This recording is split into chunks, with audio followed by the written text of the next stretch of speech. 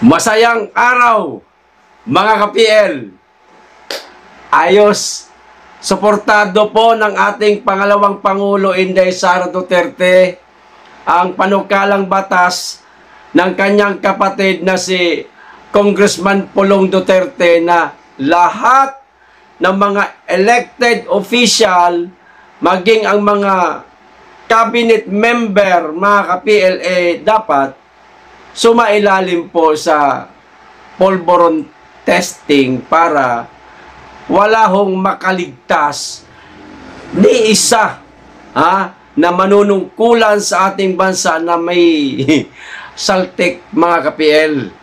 Ayan, at higit sa lahat, schedule na lamang po ang hinahanap ng ating pangalawang Pangulo para magpa-hair follicle polvoron test. At naghahanap na rin di umano ang ating pangalawang Pangulo, mga ka-PL, ng third party na makakasama niya sa nasabing pagpapa-hair follicle polvoron test para nga naman walang bias. Kaya ang tanong, mga ka-PL, yung iba dyan, handa kaya na magpa-hair follicle polvoron test?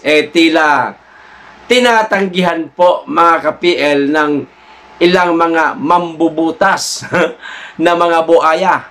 Ito po ang balita, mga ka-PL, mula po sa Sunshine News Plus ng SMNI o DZAR. Panoorin po natin. Sa iba pang balita, suportado ni Vice President Sara Duterte ang panukala ng kanyang kapatid na sumailalim sa mandatory random drug test bawat 6 na buwan ang lahat na elected at appointed officials ng bansa. Ani VP, tama lang ang panukala dahil kailangang masiguro na nasa tamang pag-iisip ang public officials gaya niya. Kasabay nito ay game rin ang pangalawang Pangulo na sumailalim sa hair follicle drug test na ipinanuwagan ng marami. Binigyan din rin ni VP Sara na mainam kung hindi isang laboratorio lang isasagawa ang testing. Ibig sabihin, kailangan ng iba pa upang matiyak na valid ang resulta. Sa ngayon, sinabi ni VP Sara na ayusin na lang niya kung kailan ang kanyang schedule dahil kailangan rin may third party na kasama niya sa naturang test. Matatandaan sa House Bill number 107744 ni Davao City 1st District Representative Pulong Duterte, target rin ito na maamyendahan ang Republic Act number 9165 o ang Comprehensive Dangerous Drugs Act of 2002 para gawing opisyal ang voluntary random drug tests ng mga kandidato sa loob ng 70 araw bago ang mismong araw ng eleksyon.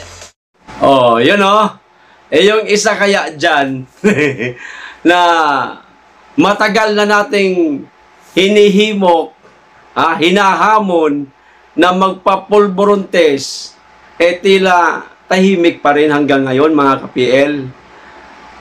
Mainam yung kanilang pananahimik noong panahon na binabanatan sila ng mga dilawan. Di ho ba normal na anormal? Talagang matagal na nilang kalaban itong mga dilawan sa larangan ng politika. Lalo na nung nawalan na ho sila ng kapangyarihan. 3 dekada mahigit ang pagbanat sa kanila ng mga dilawan, pero tahimik sila. Mabuti ho yun. Pero ngayon, tila hindi na ho mabuti, mga kababayan. Bakit? Nasa posisyon na ho sila Nasa kapangyarihan na ho sila Sila na po ang itinuturing ngayon na namumuno ng ating bansa. Kung sila ang namumuno sa ating bansa, abay dapat pakinggan nila ang lahat ng hinanaing nating lahat, mga kababayan. Unang-una, napakarami na diba? Bingi-bingihan sila presyo ng mga bilihin. Diba?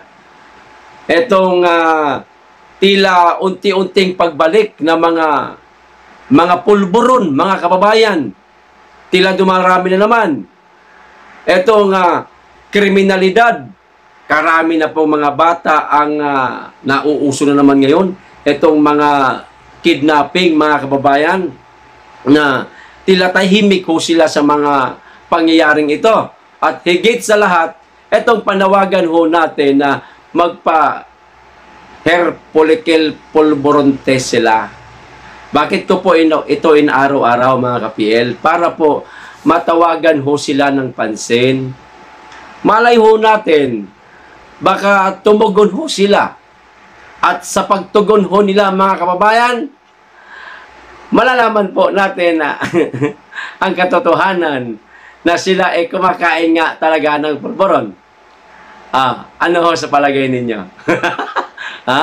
Hindi kaya yan ang dahilan at yan ang kanilang kinatatakutan mga ka-PL, kaya ayaw ho nilang magpa-pulburon test dahil ayaw nilang malaman ng taong bayan na sila sumisinghot nga talaga.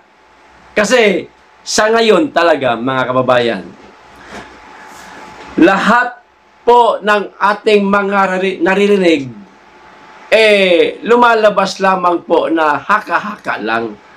Bagamat meron na pong mga PDEA leaks na mga dokumentong lumabas mula sa PDEA, mga video, ayan, tulad nung suminghot siya ng pulburon at etong paglabas ni Cathy Binag, hanggat hindi po mga kababayan magpa hair follicle pulburon test sila.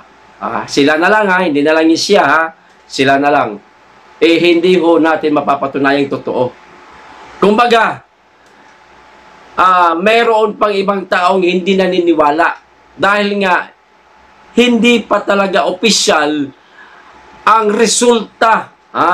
Kasi walang resulta dapat magpa pulburon test talaga sila. Kaya inaaraw-araw ho natin ito mga kababayan. Tulungan nyo rin po sana kami na hikayatin sila, manawagan tayo para mapilitan ho sila.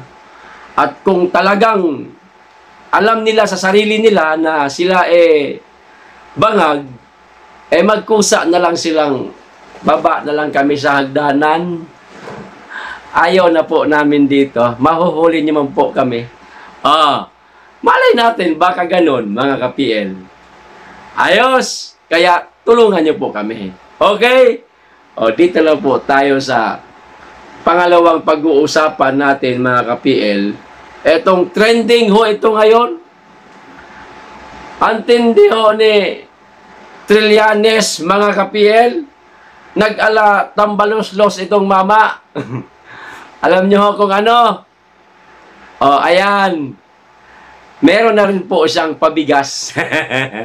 Sa mga taga-Caloocan yata ito, mga ka-PL, kung hindi ako nagkakamali.